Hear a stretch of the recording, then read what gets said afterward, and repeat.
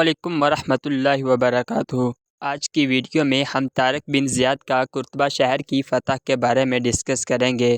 چونکہ ہم نے پچھلی ویڈیو میں ڈسکس کیا تھا کہ طارق بن زیاد نے اپنی فوج کو 3 حصوں میں تقسیم کیا تھا، جن میں ایک حصے کی کمانداری زید کو دی گئی تھی، جس کا تذکرہ ہم پچھلی ویڈیو میں کر چکے ہیں۔ آج ہم دوسری فوج جو مغیث کی کارکردگی میں دی گئی تھی، ان کی کارکردگی چیک کریں گے۔ طارق بن زیاد نے اپنی فوج کا کچھ حصہ مغیث کی کمان میں دیا اور اسے قرطبہ شہر کو فتح کرنے کا حکم دیا۔ قرطبہ شہر جو اس وقت اپنے آپ ناقابل شکست مانا جاتا تھا، اور اس شہر کی یہ حیثیت تھی کہ اس کو آج تک کوئی بھی فتح نہ کر سکا تھا، لیکن دوسری طرف وہ مسلمان تھے کہ جنہیں آج تک کوئی شکست نہیں دے سکا تھا۔ لہٰذا اب مغیث اپنے ساتھ اپنی فوج کا تھوڑا سا حصہ لے کے اس طرف روانہ ہو گئے اور اس قلعے کو فتح کرنے کی ٹھان لی۔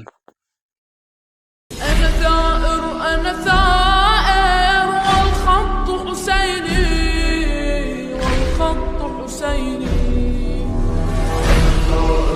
جیسا کہ میں نے پہلے کہا کہ یہ قلعہ اپنے آپ میں ناقابل شکست مانا جاتا تھا، لہٰذا اسی لیے عیسائیوں نے قلعے کے تمام دروازے بند کر لیے اور مسلمانوں سے اعلان جنگ کر دیا۔ مسلمان جو یہاں پہ خون نہیں بہانا چاہتے تھے اور نہیں چاہتے تھے کہ شہر میں کسی بھی قسم کی خون ریزی اور تباہی ہو، اسی لیے انہوں نے عیسائیوں کو فدیہ دے کے ان کی مسلمانوں کے حوالے قلعہ کرنے کی درخواست کی، لیکن انہوں نے اس کو نہ مانا۔ تو اب مغیث کے پاس اور کوئی آپشن بھی نہیں تھا، لہٰذا مغیث اس قلعے کو فتح کرنا چاہتے تھے۔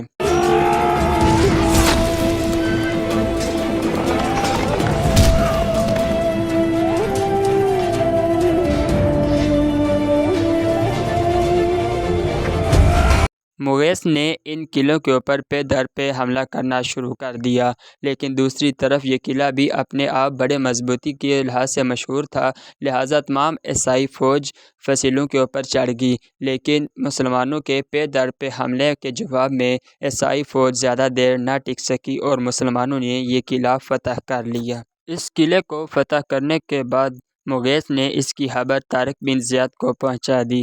طارق بن زیاد اس وقت تولیدو میں موجود تھے۔ تولیدو میں جتنے بھی شہر پیچھے آتے تھے سارے عیسائیوں نے خالی کر دیے تھے، کیونکہ وہ مسلمانوں کو ایک خوفناک مخلوق تصور کرتے تھے، اسی لیے انہوں نے تمام قلعے خالی کر کے وہاں سے بھاگ کے دارالحکومت روانہ ہو چکے تھے۔